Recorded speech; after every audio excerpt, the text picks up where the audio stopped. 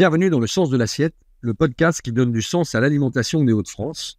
Aujourd'hui, je reçois Gilberto D'Annunzio de La Bottega. Gilberto D'Annunzio est avec sa sœur Lorena, le fondateur de La Bottega, une épicerie fine italienne située à Lille. Depuis, il ouvrira quelques autres lieux de vie où on mange et partage. Né en Italie, il a grandi entouré des saveurs et des traditions culinaires de son pays.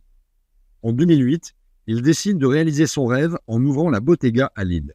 Cette épicerie fine propose une large gamme de produits italiens de qualité, charcuterie, fromage, pâtes, rigoureusement sélectionnés par Gilberto, qui se rend personnellement en Italie. Un engagement pour la qualité et l'authenticité, proche de la philosophie de Carlo Pietrini, fondateur de Slow Food. Être respectueux de la terre cultivée et des élevages, produire de façon artisanale et proposer un produit ayant du goût, du caractère, mais également une histoire et un sens. Bonjour Gilberto, merci d'avoir accepté l'invitation au podcast Le Sens de l'Assiette proposé par Alimentaire. Et avant de rentrer justement dans le Sens de l'Assiette, c'était quoi le dîner hier soir pour vous? Le dîner hier soir? Ouais, qu'est-ce que vous avez mangé hier soir? Qu'est-ce que j'ai mangé? Un œuf poché et après j'ai pris un bœuf rossini qui était très bon. Ah, vous cuisinez bien à la maison? Non, c'était pas chez moi.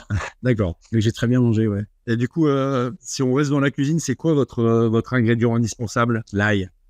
L'ail d'olive. Les spaghettis à l'huile, à l'ail et au piment. Spaghetti, ail, olio et peperoncino. Je donne ça, je fais toute une vie avec ça. Ouais. C'est formidable. Ça donne de la Méditerranée. C'est les goûts de la Méditerranée, évidemment. Et si on reste dans ce créneau-là, le dimanche midi, en famille, il y a un plat qui vient, c'est ces pâtes, c'est... Alors, si on parle de Madeleine de Proust, parce que dimanche midi, c'est une Madeleine de Proust pour moi, parce que moi, aujourd'hui, mes dimanches midi, je travaille d'abord, et donc ma famille est grande, et il n'y a plus le repas dominical tel que je l'ai connu, mais c'est la sauce tomate de ma mère, le fameux ragoût, parce que faut quand même remettre l'église au centre du village, la bolognaise est une invention française, donc la sauce tomate à la viande en Italie, c'est le fameux ragoût que ma mère cuisinait la veille, donc le samedi. Et moi, quand je rentrais de discothèque à 6h du matin ou 5h, avec du pain, j'allais tremper ce pain dans l'huile, le gras qui était remonté. Et le dimanche matin, ma mère faisait les pâtes à la main, les fameuses tagliatelles, et c'était le plat du dimanche midi, le tagliatelle, la sauce tomate, et après, il y avait une viande, bien évidemment. Et si on vient, est-ce que ça fait quelques temps maintenant que vous êtes dans la région, dans les Hauts-de-France, est-ce qu'il y a quelque chose que vous auriez envie de faire découvrir sur la richesse culinaire des Hauts-de-France? Est-ce qu'il y a quelque chose qui vous parle? Est-ce qu'il y a un produit qui vous vient spontanément en tête? La fricadelle. La fricadelle, ouais. C'est rigolo, la fricadelle. J'ai découvert la fricadelle de Grégory de la Suite, donc ça a remis un peu les choses à leur place, quoi. Merci. Mais avant, on ne savait pas d'où ça venait. Enfin voilà, il y avait une sauce piccalilli qu'on ne trouve plus, et le vinaigre. La femme, vous faisiez votre américain, et elle prenait le vinaigre blanc, elle me dit, je vous mets du vinaigre, tout en le mettant. Tout en le demandant. Bah ouais. Elle prenait la salière, et là, elle me dit, je vous mets du sel aussi. Et voilà, et tu mangeais ça à 4h du matin sur le capot de la voiture. Alors, c'est des goûts qu'on peut encore découvrir ou oui?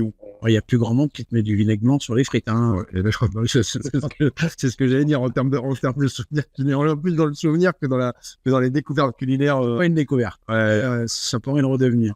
Et alors, du coup, si c'est pas une découverte, est-ce qu'il y a une particularité que vous avez trouvée dans les Hauts-de-France, dans l'alimentation, en dehors de vos établissements, bien sûr, sur lesquels on reviendra? Est-ce que l'alimentation des Hauts-de-France, elle a quelque chose de différent par rapport à tous les voyages que vous avez pu faire? Non, on a quand même une gastronomie, même si aujourd'hui, l'artisanat et des gens qui défendent une façon de travailler et une façon de se nourrir, aujourd'hui, elle existe dans le Nord-Pas-de-Calais, dans les Hauts-de-France. Elle existe comme jamais elle n'a existé. Par contre, gustativement, donc je vous dirais, j'en ai pas en fait. D'accord. On peut parler du maroilles, on peut parler d'une bière atypique, on peut parler d'un houblon particulier, mais ce sont... Non, on vient de loin quand même, dans les Hauts-de-France. On est d'accord, justement. D'où cet échange. D'où cet échange, parce qu'en effet, vous contribuez. Enfin, vous avez depuis longtemps, mais vous continuez à contribuer et avec votre épicerie La Bottega et avec vos établissements à apporter une cuisine italienne de qualité avec des produits, sauf erreur de ma part, que vous sourcez vous-même. Vous allez régulièrement dans les différentes belles régions de votre pays d'origine, les Abruzzes, les Pouilles et autres, chercher les producteurs. Vous faites même des événements où vous les faites venir régulièrement. On les réunit tous les 2 ans à Lille. Alors, je vais peut-être faire un peu mon prétentieux. Maintenant, une fois n'est pas coutume, maintenant, c'est eux qui viennent vers nous. Hein. C'est plus nous qui allons les chercher. Tant mieux. Et ça, c'est un peu la réussite de notre parcours. Mais oui, on a fait un sourcing que nous sommes les seuls à avoir. Ouais. Mais c'est parce qu'on a tout. Et ça fait 27 ans. Hein. Moi, ça fait 27 ans avec Lorena qu'on fait ce métier à Lille. Mais on a toujours privilégié l'homme. En fait, on a toujours compris la différence entre. Vous prenez l'exemple du Parmigiano Reggiano 24 mois d'affinage. Tous les parmesans sont Reggiano et sont minimum 24 mois d'affinage. Mais j'ai aussi un Parmigiano Reggiano 24 mois d'affinage Vaccherosse. Vaccherosse, c'est 12 producteurs dans la région de Parme qui ont ressorti une vieille race de vache qui de l'époque du début du parmesan. Ils sont peu nombreux. Et ces gens-là font ce parmesan-là. Et moi, je vends ce parmesan qui est juste... On a l'impression de manger de l'amande, du foin frais coupé, de la tomate, en fonction de la saison, en fonction du moment où on traîne les vaches. On est allé choisir des gens, des hommes, des humains. Et elle est là la différence. C'est nous qui faisons la différence. C'est pas l'appellation. C'est la façon de le produire aussi, avec la vraie qualité de l'homme. La quantité, où est-ce que vous êtes, combien vous en faites, pourquoi vous le faites, quel est l'objectif. Hein. Moi, les gens avec qui je travaille n'ont aucun objectif ils ont un objectif de rentabilité parce qu'on n'a pas le choix, mais ils ont pas un objectif de capitaliser. Ils ont un objectif de continuer à produire ce qu'ils savent produire et en respectant, et ça depuis toujours, l'humain, la terre, la nature, la planète. Enfin, et ces gens-là, quand vous les rencontrez et que vous parlez avec eux, en 2 minutes, vous êtes en capacité de comprendre si en face de vous, vous avez quelqu'un qui est dans la posture ou si vous êtes devant quelqu'un qui est vraiment engagé dans un point de vue philosophique et de production, ce que j'appelle propre. Voilà, parce que moi, j'ai besoin et je donne à manger à ceux qui viennent chez moi des produits qui sont évidemment très souvent et quasiment exclusivement en agriculture biologique, mais ce terme, il fait presque peur aujourd'hui parce que tu peux boire un vin en agriculture biologique et on sait pourquoi il n'est pas bon, parce que le raisin doit être... Enfin, bref, je ne sais pas si je vais rentrer là-dedans, mais moi, j'ai besoin que le produit soit propre. Quoi. Et un produit propre, pour moi, c'est un produit qui a été propre au moment de la graine jusqu'à sa production et jusqu'à sa transformation. Et ça, c'est l'homme qui fait la différence. C'est pour ça que vous vous rapprochez aussi de Carlo Pietrini sur Slow Food. Vous êtes vraiment engagé sur ce territoire, entre guillemets, non pas territoire dans le sens... terroir, mais dans cet univers de la bonne production, de la terre, de l'élevage, du respect de tout ça, en fait. Pietrini est quelqu'un que je connais, que j'ai rencontré, avec qui j'ai beaucoup échangé quand j'étais allé à Turin. Et oui, on a la même... on n'a jamais été une antenne slow food, parce que être professionnel et antenne slow food, c'est très compliqué. Mais c'est la philosophie de slow food, c'est la promotion de la gastronomie de terroir. Voilà, donc on est en plein dedans. Complètement. Et d'ailleurs, dans ce que vous décrivez, il y a 2 choses qui ressortent fortement. Il y a le goût. Quand vous parlez du parmesan, on sent que dans votre parmesan, il y a du goût. Je le connais un peu et je confirme. Mais et à côté, il y a la qualité du produit. Et il y a un point sur lequel on a parlé rapidement, c'est la provenance. Donc, vous faites venir vos produits majoritairement d'Italie, mais pas que, parce que du coup... il y a un des sujets qui vous préoccupe aussi, c'est cette taxation carbone, ou en tout cas le transport, etc. Et aujourd'hui, essayez de résorber ce problème au sein de vos établissements en faisant livrer uniquement sur un seul point sur l'île, qui va dispatcher derrière et que vous dispatchez vous-même. Donc c'est plus de contraintes, j'imagine. Mais de toute façon, tout ce qu'on fait n'est que contrainte. C'est des contraintes, et sur un point de vue comptable, ça n'a aucun sens. Alors ça, c'est un sujet, on en reparle après si vous voulez, mais alors non seulement j'ai un endroit où je stocke et je gère le dernier kilomètre, mais j'ai aussi un point de groupage dans le nord de l'Italie. C'est-à-dire que je m'arrange à ce que mes producteurs livrent plus ou moins tous en même temps, au même endroit, sur 2-3 jours de délai, pour qu'ensuite tout parte en même temps dans le même camion. Et arrive sur votre point de votre entrepôt. D'accord. Et après, derrière, c'est électrique, je crois, même les livraisons que vous faites. Notre fourgon, et on a été les premiers à avoir un fourgon de livraison réfrigéré électrique. Ouais. Maintenant, je me suis aussi rapproché de Carbone Zéro, qui livre mes restaurants. D'accord. Donc, du coup, là, on est vraiment dans un savoir-faire et dans une démarche vraiment durable sur cette partie-là, parce que les produits sont bien sourcés, ils sont de qualité. Ils arrivent avec le moins d'impact, parce que si vous avez 10 fournisseurs, ils arrivent tous dans le même camion. Et après, derrière, vous gérez. Bravo pour ça. Mais vous n'êtes pas arrêté à ça non plus. Parce qu'il y a des produits que vous avez voulu produire vous-même localement. Ça, vous pouvez nous en parler un peu de cet élevage que vous avez intégré? Oui, alors on produit nos pâtes fraîches aussi quand même. Hein. Oui. Si, Et en effet, oui. On produit nos pâtes fraîches, tagliatelle et les pâtes courtes, là, ce qu'on appelle les casalettes, et on produit nos raviolis avec notre ricotta. Enfin, je crois que personne que je connaisse ne fait ces raviolis. C'est juste un boulot de dingue de faire ces raviolis. Très, très, très compliqué, et on est quand même seul au monde. Hein. Moi, ce qui m'embête là-dedans, moi, je suis très fier de ce qu'on a fait avec Lorena. Encore une fois, je répète, et c'est important que les gens l'entendent, sur un point de vue comptable, c'est un non-sens. Mais c'est surtout qu'on n'est pas là, on n'est pas aidé, quoi. C'est paradoxal, en fait. Oui, c'est très paradoxal, parce qu'on en parle beaucoup, mais alors, on est là... tout le monde prône la taxe carbone, il faut plus voyager, il faut plus faire ci, et dès qu'on met des démarches en place, visiblement, il n'y a pas de... Ah, c'est zéro. C'est zéro. J'ai l'impression que tout le monde s'en fout et que personne ne voit l'essentiel, quoi. C'est-à-dire ce qui est l'impression que l'essentiel est invisible à nous. À moi, ça me touche beaucoup, ça me parle beaucoup. Donc oui, nous produisons nous-mêmes, nous sommes des artisans en fait.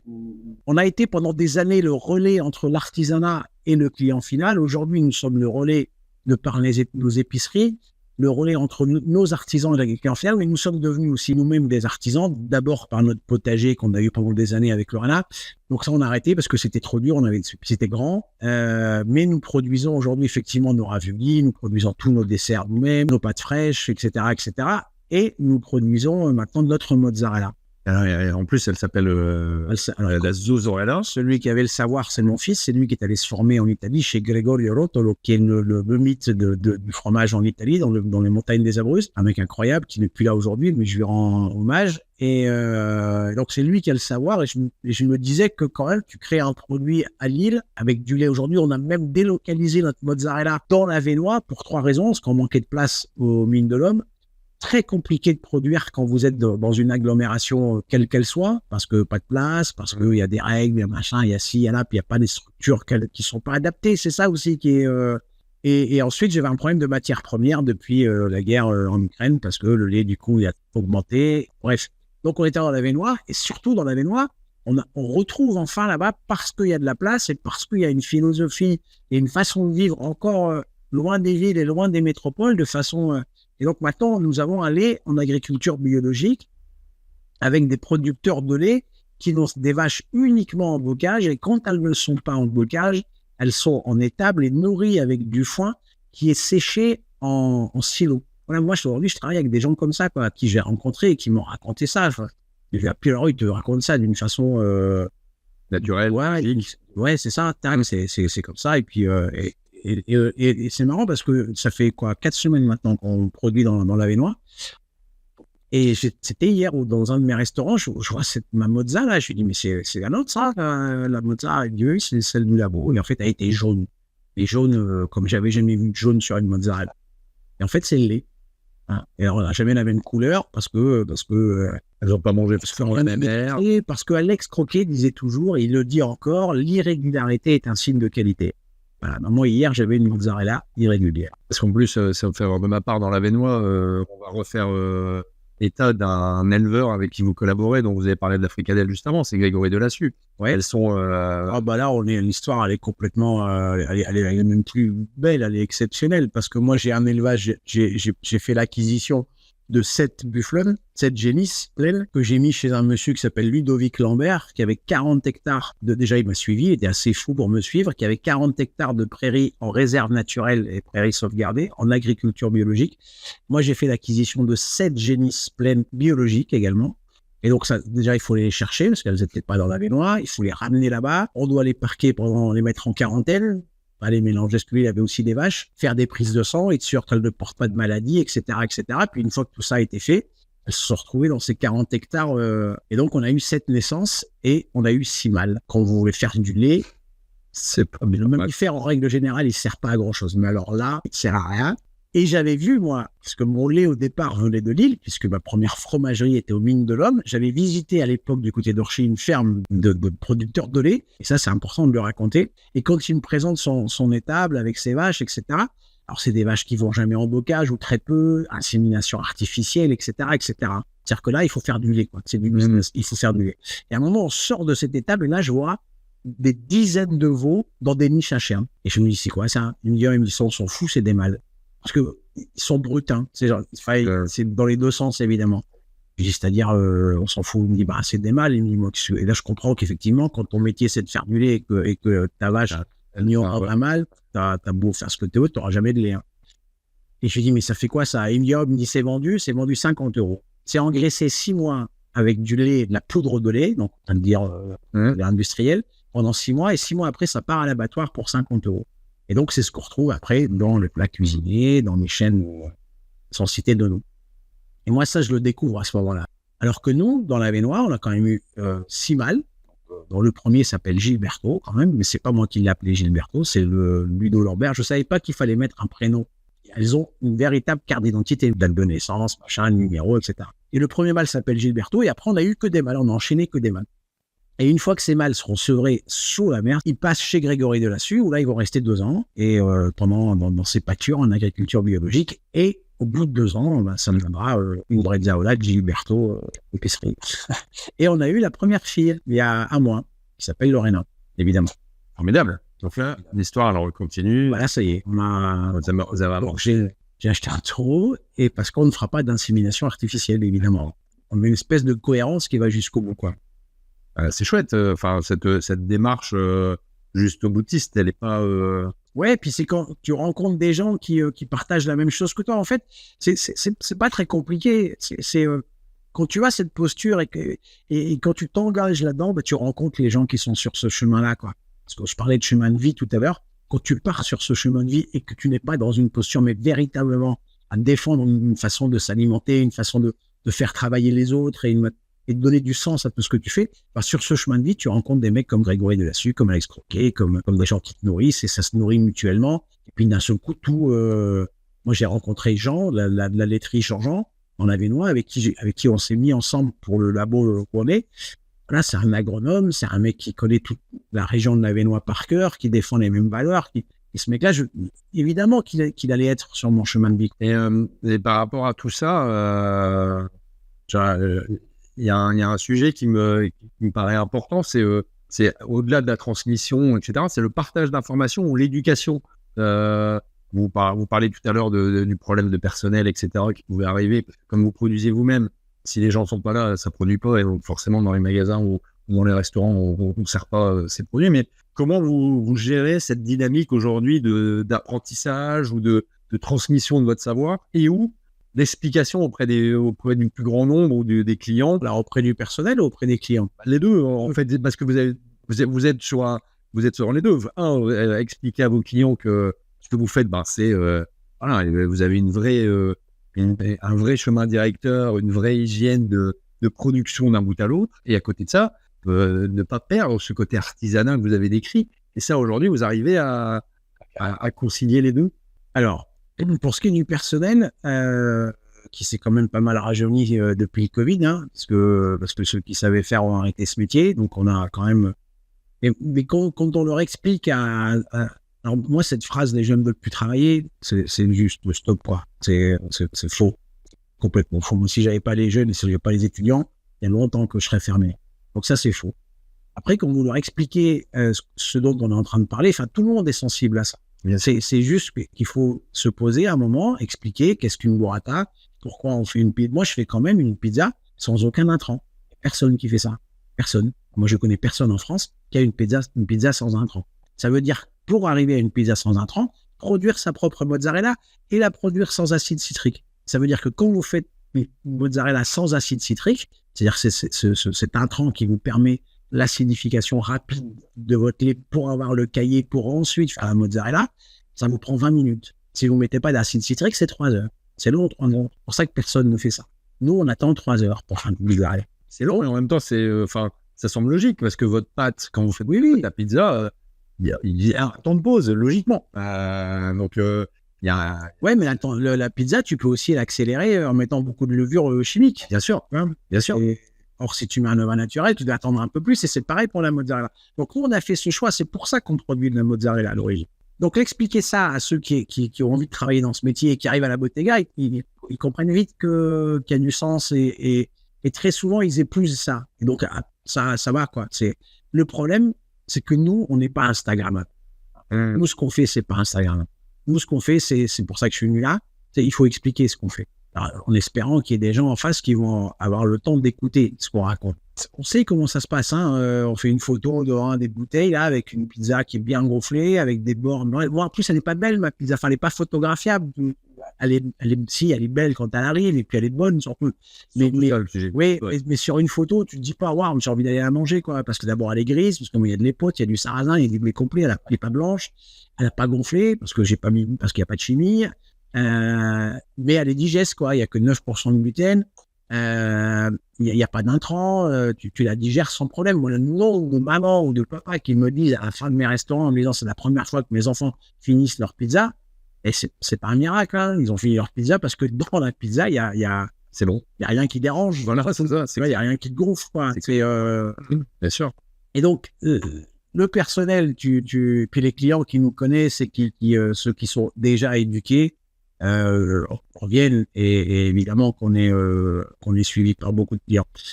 Après, dans un plus grand monde, moi, j'en suis pas capable parce qu'encore une fois, on n'est pas Instagrammable, et ça, c'est le boulot. Moi, je rêverais que ce soit le boulot de l'éducation nationale. Ouais. Et moi, je ne comprends pas qu'on laisse faire l'industrie de l'agroalimentaire comme ça. Quoi. Je ne comprends pas qu'eux, ils s'en sortent nickel, quoi.